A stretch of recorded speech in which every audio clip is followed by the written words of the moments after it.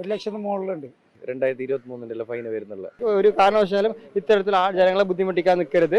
AI camera കൊണ്ട് കുമ്പള എന്നൊരു നാട് പൂർണ്ണമായും പൊറുതിമുട്ടുന്ന ഒരു അവസ്ഥയിലേക്കാണ് പോകുന്നത്. മോട്ടോർ വാഹന വകുപ്പ് 2022 സ്ഥാപിച്ച ക്യാമറ കുറച്ചു കാലം പ്രവർത്തനരഹിതമായിരുന്നു. അതിനുശേഷം ഈ റോഡിലൂടെ യാത്ര ചെയ്ത ബഹുഭൂരിപക്ഷം ആളുകൾക്കും വലിയ തോതിലുള്ള പിഴയാണ്, അതുമായി ബന്ധപ്പെട്ട സമൻസുകളാണ് ലഭിച്ചുകൊണ്ടിരിക്കുന്നത്. ചേട്ടാ, എത്രയാ പിഴ? 1,00,000 മുകളിലുണ്ട്. കണക്കൂട്ടി അങ്ങ് എത്തല്ല, അത്ര ഉണ്ട് ഫൈൻ. അതാണ് ഒരു വർഷം കഴിഞ്ഞിട്ടാണ് ഈ ഫൈനെല്ലാം വരുന്നത്. ഇത് തെറ്റ്, നമ്മളത് തെറ്റെന്ന് പറയുന്നു. അതെങ്കിൽ നമ്മൾ പറയുന്നത് ഈ രീതി ചെയ്യാൻ പാടില്ല. 2023 ഫൈന് വരുന്നുള്ള നമ്മ സ്പോട്ട് വന്ന് നമ്മ അടിച്ചേനെ. എന്തായാലും ഇല്ലേ, ക്യാമറ അടിഞ്ഞാൽ 24 മണിക്കൂറിൽ എന്തായാലും മെസ്സേജ് വരും. ഇല്ലെങ്കിൽ ഒരു 15 ദിവസത്തിനുള്ളിൽ മെസ്സേജ് പറഞ്ഞു. ഇത് ഈ 1.5 കൊല്ലം 2 കൊല്ലം ബാക്ക് വന്നാൽ നമ്മൾ എന്താക്കല്? ഇപ്പൊ ഹെൽമെറ്റ് വെക്കാതെ പോകാൻ ഞങ്ങൾ പറയുന്നില്ല, സീറ്റ് ബെൽറ്റ് ധരിക്കേണ്ടത് തന്നെയാണ്.